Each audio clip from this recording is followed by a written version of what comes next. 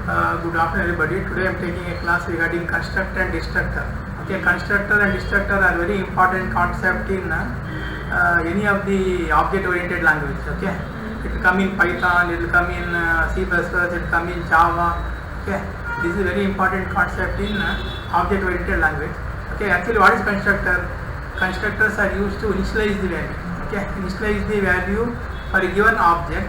Okay, the number of times you initialize, the number of times you initialize the object, that number of times the value will be initiated. Okay, the number of times you call the object, that number of times the value will be initiated. Okay, automatically. Okay, and the constructor will have the same name as that of the class name, and always constructor must be declared in the public scope. Constructor must be declared in the public scope. Okay, constructor can in constructor can pass how many parameters you want, you can pass. That is called as constructor overloading. Okay, but in constructor you cannot return any value. In constructor you cannot return any value. Okay, this is the main features of constructor. Coming to destructor. Okay, destructor also will have the same name as that of the class name. Okay, destructors are used to deinitialize the value. Deinitialize the value whenever the object is called. Whenever the destructor object is called, the value which is initialized will be deinitialized, and destructors are initialized with prefix with tilde. Okay, prefix with tilde. Okay, that is called destructor. And the same thing, destructor cannot pass any parameter, but in constructor can pass. And in destructor we cannot return any value.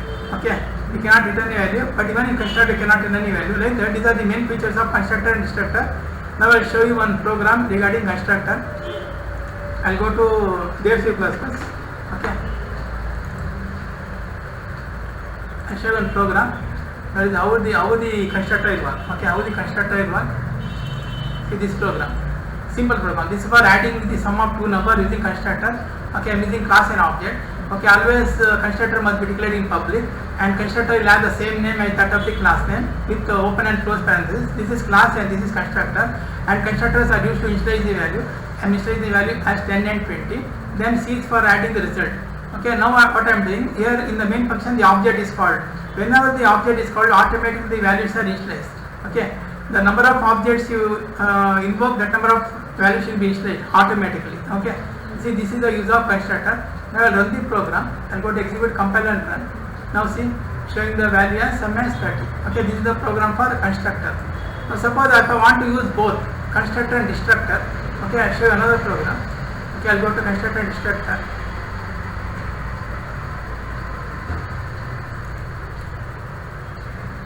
Writing another program.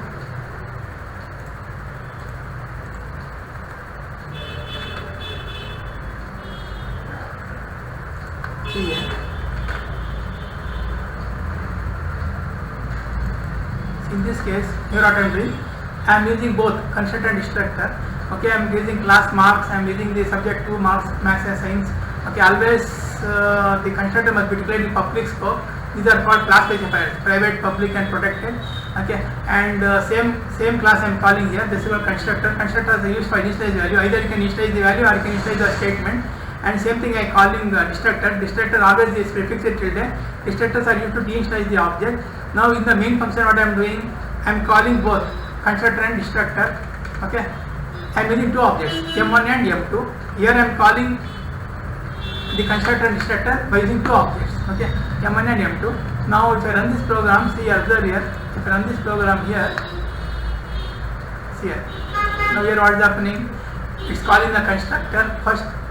First is calling the creating initializing the object. Then again it is initializing the object two times. Basically it is for first object, second object. Again it's at the same time it deinitializing. First the object is called two times because I am calling the object two times. Again the object is deinitialized two times. Like that. See, this is for using constructor and destructor. Okay, in a program.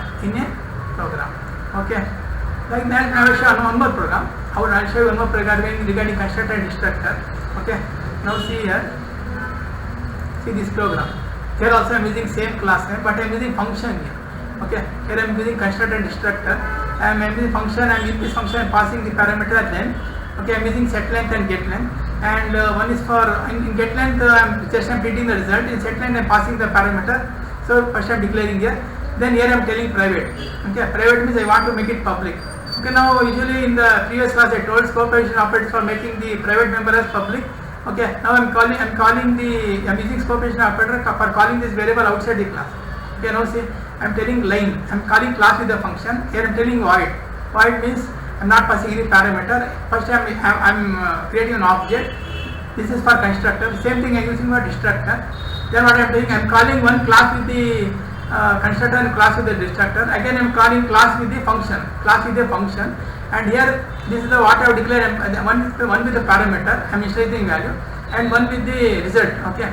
I'm calling class with the constructor and one class with the function for set length and get length. Okay. Then what I'm doing, in the main function I'm calling one class and one object, and this object I'm using I'm invoking the function using dot operator. Now in this set length what will happen, since I'm declared here as a length, and since I passed the parameter here, okay, now what I am doing, since I passed the parameter length here, I am passing the value as 6.0. Now whatever the value declared here, same thing we are passing the value here, and whatever the value declared here, get length. Okay, get length is here. Since I am giving void, I am not passing any parameter. See, this is the how we are using constructor and destructor in a program.